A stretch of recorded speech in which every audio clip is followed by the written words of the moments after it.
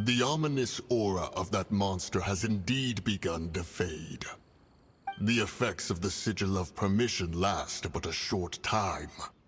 It will be some time before the Overlord of the Vortex can make any waves again. We are indebted to you for your assistance. If the Adepti hadn't happened to be here, the future of Liyue Harbor would surely have been in great jeopardy. Save your flattery. We didn't just happen to be here. Surely you won't pretend to have forgotten the reason for which we came. Come now.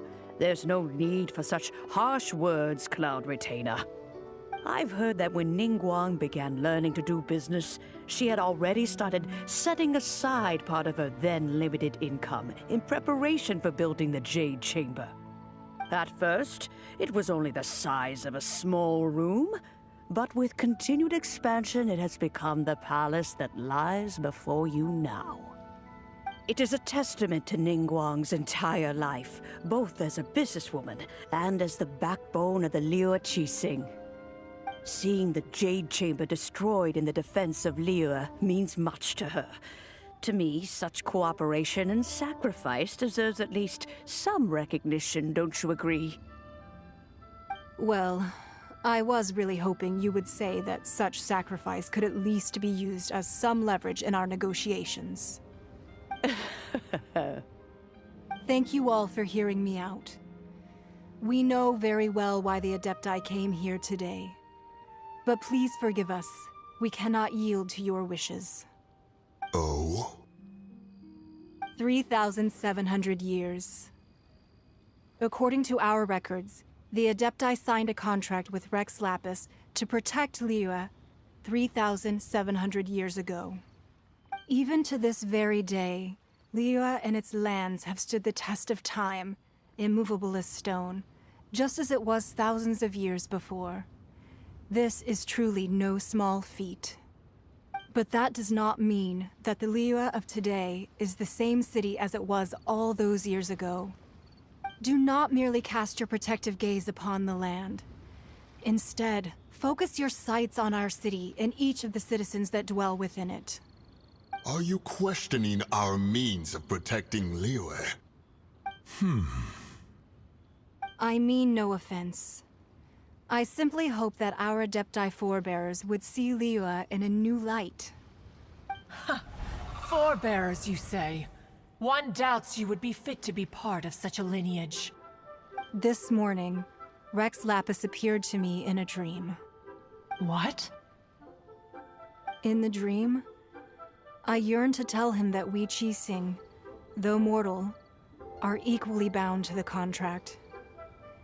Each passing generation of the Qixing leaves many things of value to be inherited by the next generation. I also thought to tell him how the past generations of Qixing had strove under his rule to survive in our mortal world, establishing a network of contracts which has since come to be known as trade. But I dared not speak. I could only gaze at him in silence until the moment I awoke. Oh, Ningguang. Yet another perspective. What are you trying to say, Outlander?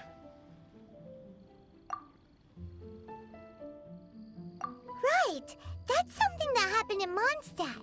It's a story about the Four Winds and the people of the Animal Archon. The Animal Archon sought to quell the strife between the two sides, because he believed that such conflict would only scar the hearts of both, and that nothing good would come of it. Each of the 7 nations has its own scars from the past. Though your point is the very height of simplicity. As Adepti, we've become a laughingstock, to be chastised thus by an outlander who has lent us such succor. All right, all right. Didn't Ningguang suggest that we should focus on the city and each of its citizens? I know I already have, so why not see for yourselves? I apologize for appearing in full armor. I am afraid I cannot show the proper courtesies. And who are you? I am Feng Yan, a sergeant of the Millelith. I have come to extend my thanks to the Adepti. I thought this battle would perhaps be my last. But thanks to the aid of the Adepti, our forces were not as badly battered as I feared we might be. Although I am a mere mortal soldier, I promise to hold the line and never betray the grace given to us by the illuminated Adepti this day. Huh?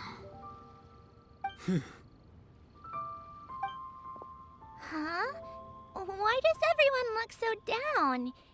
Didn't we just beat that big monster?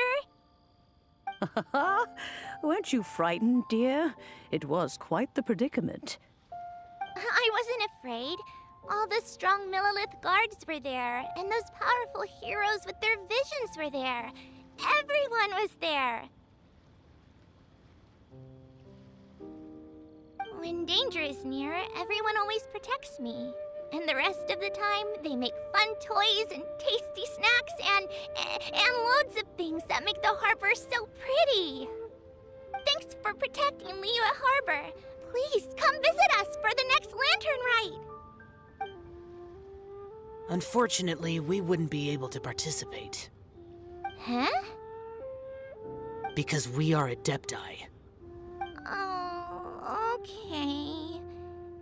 It must be hard being an Adeptus. Aww. You see, this is what Liyue is like today. The country of contracts is grateful to the Adepti for their protection, but it is no longer necessary for the city to rely on the Adepti's power to solve every little niggling matter. Although their blood is weak, there is still strength to be found in those we call mortals. The time of contracts between gods and Liyue has long since passed. Now is the time of contracts between Liyue and its people. Seeing the port around us now, it is hard not to feel a bit out of place. Wouldn't you say so, Cloud Retainer? Your line of inquiry is askew. One did not spearhead this expedition to Liyue Harbor. Seems like the Adepti have had a change of heart.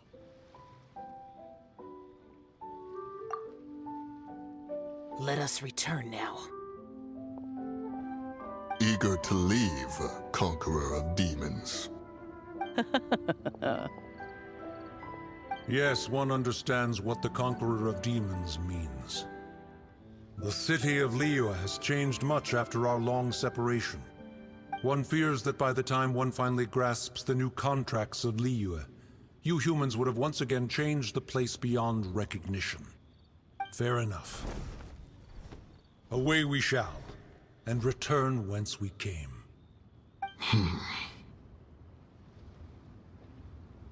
Since we Adepti have consensus, then one shall persist no further.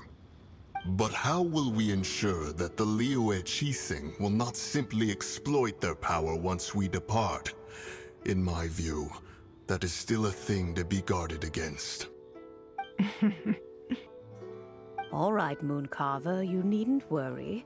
It seems to me that this right of supervision is best left to the people of Liyue.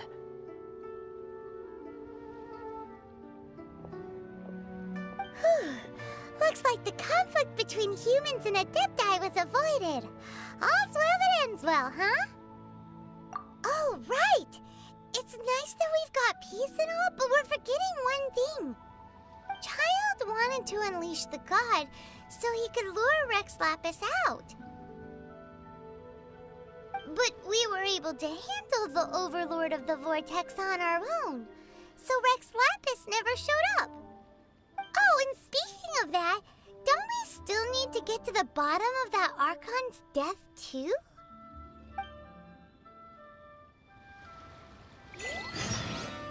Hyman doesn't get it. But isn't the strongest lead we have the Adepti-less rite of parting that we're organizing? No idea where Zhang Li's gone. Let's ask for him at Wangshen Funeral Parlor.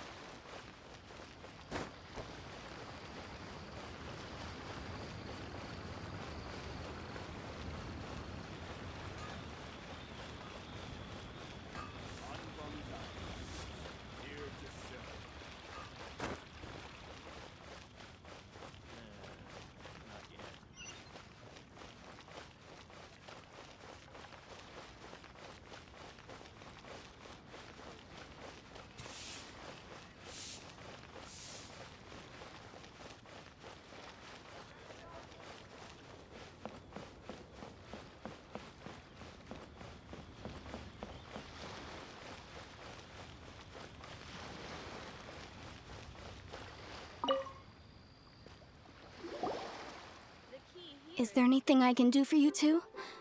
I'm afraid that Wangsheng funeral parlor isn't in the best state to receive guests. We've come to see Zhongli. Could you please tell him we're here? Unfortunately, Zhongli isn't here at the moment. It seems he went to Northland Bank. Doesn't the Northland Bank belong to the Fatui? Last time we saw Zhongli was before we went to the Golden House. Do you think he doesn't know about the attack on Liyue? Visiting the Fatui at a time like this could only mean more trouble. We had better go and make sure that everything is okay.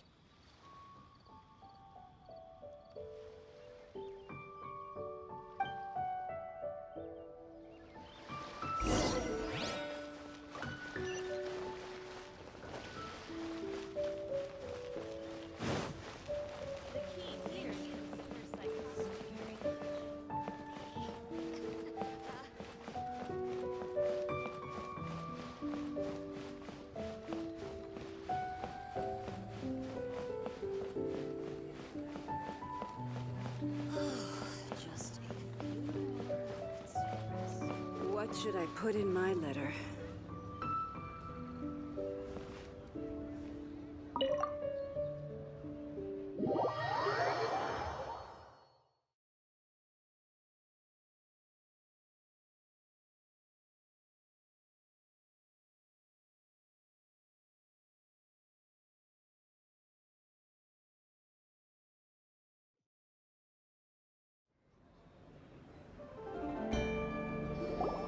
You call this cooperation between Harbingers?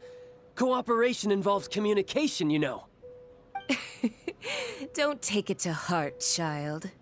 Besides, aren't you happy that you got to skip the formalities and bring chaos to the land? I'm sure you must have enjoyed that. Oh, it seems that some of your friends have arrived. Hey, it's Zhongli and Child. And you! You're also one of the Harbingers? It's you two. I believe we've met once before. In the city of Bards, was it? I'm glad you still remember my name. Ah, right. I imagine that it must have been rather hard to forget watching helplessly as something precious was snatched away from your friend. No, don't let her get to you! You've yet to gather the powers of all 7 elements, and our last battle at the Golden House was almost more than you could handle. So it might be best to keep things peaceful this time, seeing that 2 of the Harbingers are here. Well, if it isn't you two. This is our first time seeing each other since Liyue was nearly wiped off the map. This is certainly a bit awkward, wouldn't you say? Paimon knew that we should never have trusted a Fatui Harbinger. Oh, now don't say that. Sure, I may have misled you, but I never had anything against you personally. Besides, I thought we were getting along quite well together, didn't you? Except for that little tussle we had at the end. Nothing personal. We just have different views, that's all. Of course, you may very well hold this against me, but that's up to you. The real deceivers here are Senora and Zhongli.